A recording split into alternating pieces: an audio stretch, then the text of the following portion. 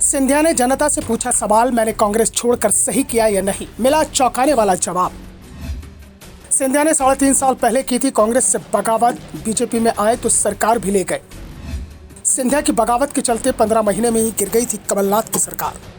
मध्य प्रदेश विधानसभा चुनाव में इस बार सभी की नजरें ग्वालियर चंबल रीजन पर लगी हुई हैं। सवाल उठ रहे हैं कि क्या कांग्रेस 2018 वाला प्रदर्शन दोहरा पाएगी। क्या 2018 में कांग्रेस को जो सीटें मिली थी वो सिंधिया की बदौलत मिली थी। दरअसल 2018 में ग्वालियर चंबल रीजन में कांग्रेस नेताओं ने सिंधिया को सीएम के रूप में प्रोजेक्ट कर चुनाव लड़ा था, जिसका उन्हें जबरदस्त फायदा मिला। 2018 में ग्वालियर चंबल रीजन की 34 सीटों में से कांग्रेस को 26 सीटों पर जीत मिली थी, जबकि बीजेपी सिर्फ 7 सीट जीत पाई थी। एक सीट बीएसपी के खाते में गई थी। सिंधिया के बगावत और उसके बाद हुए उपचुनाव के बाद अब कांग्रेस और बीजेपी के पास इस रीजन में 17 सीट हैं, यानी दोनों बराबर हैं। और इस बार यहां की जो सर्वे रिपोर्ट सामने आई है उसमें एक बार फिर से कांग्रेस को ही भारी दिखाया गया है।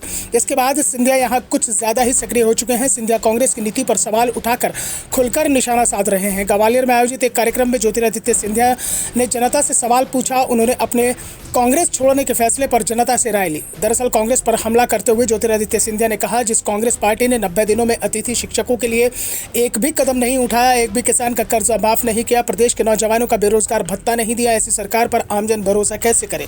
सिंधिया ने लोगों से पूछा कि क्या भरोसा करेंगे, तो वहां मौजूद लोगों ने कहा कि नहीं।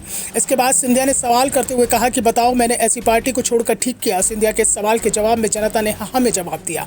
जिसके बाद सभा स्थल में महाराज सिंधिया जिंदाबाद के नारे लगने लगे। ज्योतिरादित्य सिंधिया ने 10 मार्च 2020 को कांग्रेस से इस्तीफा दे दिया था और इसी दिन वो बीजेपी में शामिल हो गए थे। ज्योतिरादित्य सिंधिया के साथ उनके समर्थक नेताओं ने भी इस्तीफा दिया था, जिसके बाद कमलनाथ की सरकार गिर गई थी। सिंधिया के बीजेपी में शामिल होने के बाद शिवराज सिंह चौहान चौथी बार मध्य प्रदेश के सीएम बने थे। फिलहाल सिंधिया दावा कर रहे हैं कि मध्य प्रदेश में उन्होंने कांग्रेस छोड़कर सही कहा है। जनता का भी इस कदम में साथ मिला है, लेकिन जनता ने साथ दिया नहीं दिया, इसका फैसला अब 2 महीने बाद होने वाला है। 2 महीने में मध्य प्रदेश विधानसभा चुनाव के लिए वोटिंग होने के साथ ही परिणाम भी आ जाएंगे और इससे तय हो जाएगा कि सिंधिया की बगावत को जनता ने पसंद किया है कि नहीं।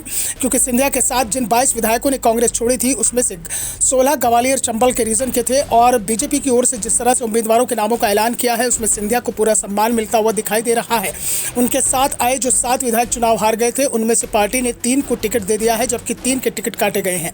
अभी एक सीट ग्वालियर पूर्व पर फैसला नहीं हुआ है। इस सीट पर सिंधिया समर्थक मुन्नालाल गोयल 2018 में चुनाव जीते थे, लेकिन 2020 में जब वो बीजेपी के टिकट पर उपचुनाव लड़े तो उन्हें हार का सामना करना पड़ा। इस सीट पर एक बार फिर से मुन्नालाल गोयल का दावा मजबूत माना जा रहा है, लेकिन जयभान सिंह पवैया और अनूप मिश्रा भी इस सीट के लिए दावेदारी पेश कर रहे हैं और दावा किया जा रहा है कि इसमें से जयभान सिंह पवैया का दावा ज्यादा मजबूत चल रहा है और संकेत है कि पार्टी उनके नाम पर मोहर लगाने का मन बना चुकी है। वैसे इस बात के संकेत जरूर मिल रहे हैं कि सिंधिया समर्थक जो 9 नेता उपचुनाव जीते थे उनमें से करीब 7 को बीजेपी फिर से टिकट देने की तैयारी कर चुकी है, जबकि ग्वालियर चंबल से अलग सिंधिया समर्थक 7 और उम्मीदवार जीते थे जिनके टिकट तय माने जा रहे हैं। Bureau report, the Dhakad news.